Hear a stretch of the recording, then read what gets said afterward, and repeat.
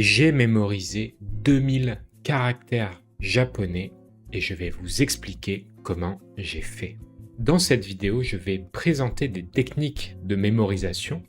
Donc même si vous n'apprenez pas le japonais, cette vidéo peut être utile pour vous. Pour tous les francophones qui regardent cette vidéo, ma chaîne est dédiée aux personnes qui apprennent le français, donc je parle volontairement lentement. Si besoin, vous pouvez mettre en x1,5 ou même en x2. Bref, en 2020, je suis allé pour la première fois au Japon et je suis tombé amoureux de la langue japonaise.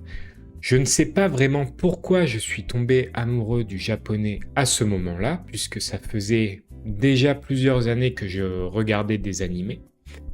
Mais c'est vraiment après ce voyage que je me suis dit qu'il fallait que j'apprenne le japonais. Et du coup, en rentrant en France, j'ai pris la décision de commencer l'apprentissage du japonais pour pouvoir un jour, peut-être, parler japonais. C'est une langue difficile car c'est très différent du français. Mais lorsque j'ai pris la décision d'apprendre cette langue, j'ai commencé un peu naïvement, c'est-à-dire que j'ai commencé sans trop me poser de questions.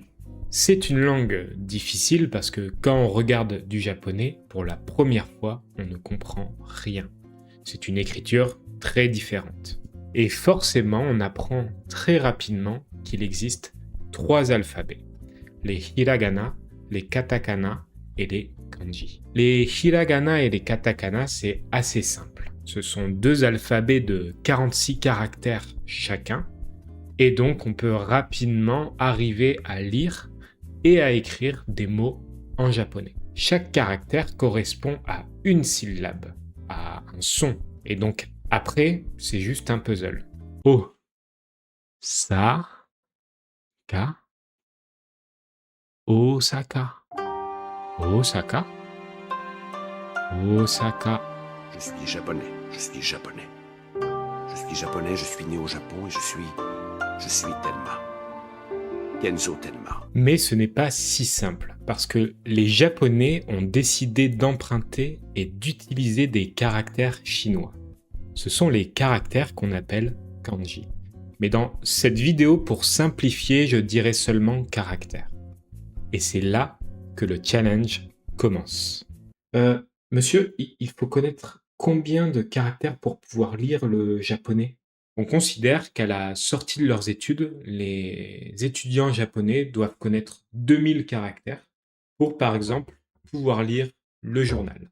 Vous voulez dire 200, non? Non, 2000. Nani? Et pour chaque caractère, il existe des lectures différentes. Par exemple, ce caractère qui veut dire personne, on peut le lire nin, jin ou bien hito. Donc, il faut apprendre au moins 4000 prononciations différentes. Bref, une grosse difficulté dans l'apprentissage du japonais, c'est d'apprendre ces 2000 caractères. Si vous ne connaissez pas ces caractères, vous ne pouvez pas lire le japonais. Et il se trouve que je les ai appris et je vais vous expliquer comment j'ai fait. Un point important dans l'apprentissage des langues, c'est la mémorisation. Et grâce au japonais, j'ai découvert des méthodologies pour mémoriser le plus efficacement possible. Alors, il n'y a pas de recette miracle. Il faut travailler pour apprendre 2000 caractères. Mais en utilisant les bonnes méthodes, on peut gagner beaucoup de temps. Cette méthode s'organise autour de 3 points. Utiliser un système SRS, construire une routine et utiliser des techniques de mémorisation. Et on peut commencer tout de suite. Le premier point, c'est utiliser un système SRS. Je m'explique. La mémoire, c'est un peu comme un millefeuille. Il y a plein de couches ou d'étages qui vont de la mémoire court terme à la mémoire long terme. Et du coup, quand on apprend quelque chose, on essaye de pousser au maximum cette information dans la mémoire long terme.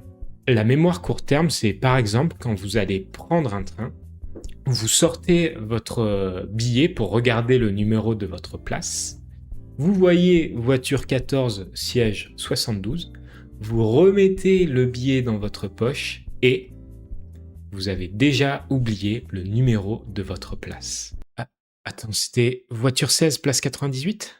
À l'inverse, la mémoire long terme, c'est par exemple se souvenir d'une publicité qu'on a vue il y a plus de 20 ans. C'est moi le Père Noël. Tous mes amis, les enfants et leurs parents m'appellent au 08 36 65. Il y a donc plusieurs étages dans la mémoire. Et il faut essayer de stocker les informations dans notre mémoire long terme pour être sûr de ne pas tout oublier. Et pour ça, on va utiliser un système SRS pour Spaced Repetition System.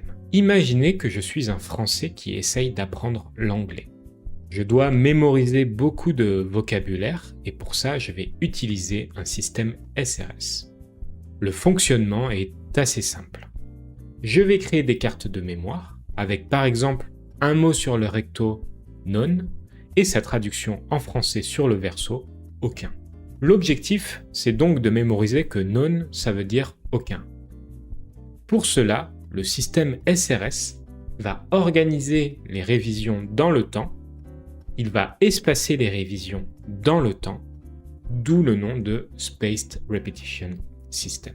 Le premier jour, le logiciel montre la carte avec marqué non, et je dois me rappeler que ça veut dire aucun. Ici, deux options.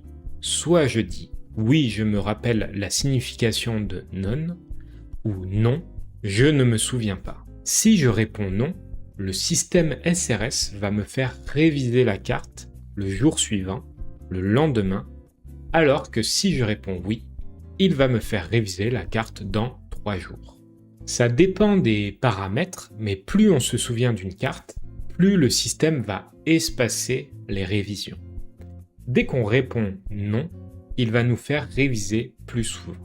Ces révisions espacées, c'est pour être sûr que l'information est en train de descendre dans les étages de notre mémoire. Grâce à la répétition, on mémorise et plus on espace dans le temps les révisions, plus on est sûr que l'information est bien en train de descendre dans notre mémoire long terme. Et du coup, pour apprendre 2000 caractères japonais, la première chose que j'ai faite, c'est d'utiliser un système SRS. Alors, j'ai utilisé un site payant dédié à l'apprentissage du japonais qui s'appelle Wanikani, mais ce genre de système est utilisable pour tout ce qui concerne la mémorisation. L'outil gratuit le plus populaire, c'est Anki, qui veut littéralement dire mémorisation en japonais. Vous pouvez créer des cartes sur n'importe quel sujet. Il y a par exemple des étudiants en droit ou en médecine qui utilisent ce logiciel. Une fois que vous avez créé des cartes, Anki organise vos révisions et chaque jour vous allez avoir un certain nombre de cartes à réviser. Les informations que vous apprenez vont petit à petit descendre dans votre mémoire long terme. Anki, c'est un logiciel très populaire et il y a plein de tutoriels sur YouTube. Donc si ça vous intéresse, je vous laisse regarder. Le deuxième point, c'est de construire une routine et utiliser des statistiques comme les streaks et les heatmaps. Pour le bien de tous, je vais le dire avec l'accent français. Ce point est directement lié à l'utilisation d'un système SRS. Et pour ma part, j'ai découvert ça avec le site Wanikani que j'ai utilisé pour apprendre les 2000 caractères japonais. En gros, quand j'ai commencé à utiliser cet outil, j'ai rapidement installé des extensions qui affichaient des statistiques et notamment un streak et une heatmap. Le streak, ou plutôt en français le nombre de jours consécutifs, c'est le nombre de jours à la suite où vous apprenez quelque chose, où vous utilisez l'outil. Par exemple, Duolingo est très populaire pour ça. L'application nous pousse à réviser tous les jours et on a un compteur de jours qui affiche le nombre de jours consécutifs. Cette statistique nous aide à rester motivés et plus on révise chaque jour, plus on a envie de garder un streak élevé et plus on va apprendre l'habitude de réviser un peu chaque jour. Et c'est pareil avec la heatmap, c'est un outil qui nous donne un aperçu sur tous les jours où on a révisé. Chaque petit carré représente un jour et il va être plus ou moins coloré selon le nombre de révisions qu'on a fait. Malheureusement, je n'ai plus accès à ma heatmap Wanikani, mais ça ressemblait à quelque chose comme ça. Et d'ailleurs, je me souviens d'avoir eu un streak supérieur à 1000 jours, donc pendant presque 3 ans, j'ai utilisé Wanikani tous les jours. Ces statistiques, elles ont un objectif. Construire une routine, construire une habitude. Personnellement, j'ai construit cette habitude grâce à ces statistiques sur Wanikani. Et d'ailleurs, vous avez exactement les mêmes disponibles sur Anki. C'est quelque chose de très commun. Mais à quoi ça sert? Eh bien, pour ça, je vais vous parler du livre Atomic Habits. C'est un livre de développement personnel et c'est un best-seller qui parle justement des effets positifs de la construction d'une habitude. Les petits changements répétés chaque jour produisent des résultats extraordinaires sur le long terme. Quand on construit une habitude, l'action devient de plus en plus automatique et donc de moins en moins difficile. Une habitude, c'est quelque chose qu'on fait quasiment automatiquement. Grâce à la répétition, quelque chose de difficile comme réviser pendant 1 heure des caractères japonais devient de plus en plus facile. Plus c'est facile, plus on est sûr de le faire. Quand on construit une habitude, on a de meilleurs résultats sur le long terme, car les effets positifs se cumulent. Il y a un effet boule de neige grâce à la répétition. Si vous révisez 1 fois par semaine, vous allez oublier plein de choses. Si vous faites un peu tous les jours, ça reste toujours frais dans votre tête. Quand on construit une habitude, c'est un gain de temps et d'énergie. Dans tous les cas, apprendre 2000 kanji, ça demande des heures et des heures de révision. Il sera toujours plus efficace de passer 20 minutes par jour à réviser plutôt que de faire 2 heures 1 fois par semaine. Mentalement, c'est beaucoup plus simple de se dire « le matin, je fais 20 minutes et après c'est fini » que d'arriver le samedi matin et de se dire « oh putain, la flemme de passer 2 heures à réviser ». Et plus on va répéter l'habitude, plus la charge mentale de devoir réviser va diminuer parce qu'on va avoir de moins en moins l'impression de faire quelque chose de difficile. Et enfin, quand on construit une habitude, on renforce notre identité. Si vous commencez à faire du sport un peu chaque jour, vous devenez un sportif. Si vous lisez des livres un peu chaque jour, vous devenez un lecteur. Si j'apprends le japonais un peu chaque jour, je vais devenir japonais ? Je suis japonais, je suis né au Japon et je suis... Non, on devient quelqu'un qui apprend sérieusement le japonais. Et d'ailleurs, pendant toutes mes études, j'étais nul en langue étrangère. J'ai étudié l'espagnol pendant 7 ans et je suis très mauvais. Claro qu'ici. J'ai toujours eu cette image de moi comme quelqu'un de mauvais pour apprendre les langues étrangères. Et depuis que j'étudie un peu chaque jour le japonais, ça a complètement changé. Non seulement je me dis que je suis bon pour apprendre des langues étrangères, mais aussi les personnes autour de moi me voient comme quelqu'un de doué et de déterminé. Ça peut paraître bête dit comme ça, mais je pense que c'est quelque chose qui joue un rôle important dans ce genre d'apprentissage. Construire une habitude, c'est donc hyper important et voici quelques conseils pour vous aider à la construire. Toujours faire votre habitude au même moment de votre journée. Mon conseil, c'est de la faire le matin au petit déjeuner, comme ça, après le reste de la journée, vous n'avez plus à y penser. Plus c'est régulier, plus la charge mentale va diminuer. Rendre l'habitude évidente et facile. J'ai appris le piano pendant 3 ans et au début, j'habitais dans un petit appartement parisien. Je devais ranger mon piano dans un placard et le sortir à chaque fois pour m'entraîner. Et devinez quoi ? Je ne m'entraînais quasiment jamais. J'ai déménagé dans un appartement plus grand, mon piano était toujours installé au même endroit et je n'avais qu'à appuyer sur On et je pouvais m'entraîner. Parce que c'était plus évident, je me suis plus entraîné. C'est vrai pour n'importe quel type d'habitude, il faut que ce soit évident et facile. Rendre l'habitude attractive et satisfaisante. Quand je lis le soir, je m'endors hyper rapidement, c'est vraiment très agréable. Quand je fais un running, après j'aime bien boire un Coca Zéro. C'est pas très bon pour la santé, mais c'est très agréable. Le matin, je bois toujours un café, c'est un moment que j'aime bien, et maintenant, je bois un café en faisant mes cartes sur mon outil SRS. C'est agréable. Bref, il faut trouver des moyens, des façons de rendre votre habitude agréable. Votre habitude doit aussi être satisfaisante. Vous devez pouvoir voir qu'elle progresse. Quand je cours, mes statistiques sont enregistrées sur Strava et je vois le nombre de kilomètres que je fais chaque semaine. Chaque jour où j'utilise mon outil de SRS, mon streak augmente et ma heatmap se remplit. C'est satisfaisant. Surtout, n'oubliez pas, une habitude, ça ne se construit pas du jour au lendemain. Au début, ça risque d'être difficile, alors gardez un œil sur votre streak et sur votre heatmap et un jour, vous allez réaliser que c'est devenu une habitude. On a notre outil de SRS, on construit une habitude, maintenant, il reste une dernière chose. Les techniques de mémorisation. La mémoire, c'est un muscle. Plus on l'entraîne, plus elle devient efficace. Mais comme pour le sport, il y a des techniques plus ou moins efficaces. Il y a d'ailleurs des championnats du monde de mémoire et les personnes qui participent peuvent mémoriser des quantités d'informations énormes en très peu de temps. Alors, il y a peut-être une histoire de talent, mais c'est surtout de l'entraînement. Si vous pensez que vous êtes nul pour mémoriser, c'est une erreur.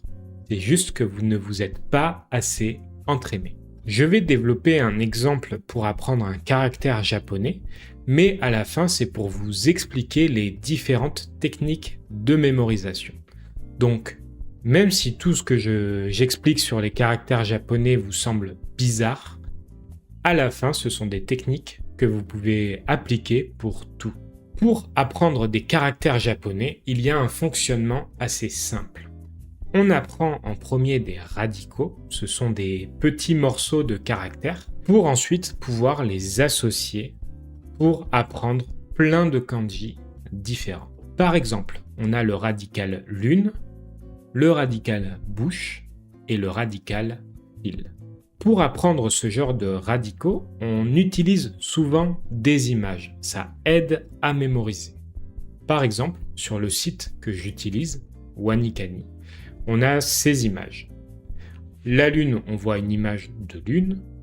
La bouche, pareil. Et le fil. Alors, ça n'est pas vraiment utilisable pour notre alphabet, pour le français par exemple.